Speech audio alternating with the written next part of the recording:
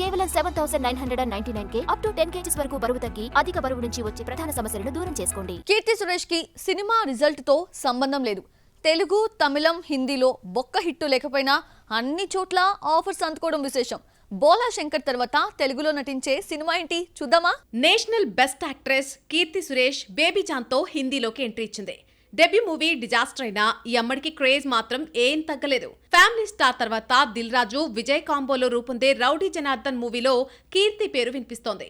బోలా Shankar flop తర్వాత కీర్తి సురేష్ తెలుగులో కనిపించలేదు. అయితే వరల్డ్ వైడ్ 1000 కోట్లు కలెక్ట్ చేసిన కల్కిలో బుజ్జికి వాయిస్ ఇచ్చింది కీర్తి. తెలుగులో ప్రస్తుతం ఒక్కటి చేయకపోయినా తమిళంలో 2 సినిమాలు రివాల్వర్, రీటా, కన్నివెదిలో నటిస్తోంది కీర్తి. జాన్ ఫ్లాప్ అయినా బాలీవుడ్ లో మరొక ఆఫర్ అందుకుంది.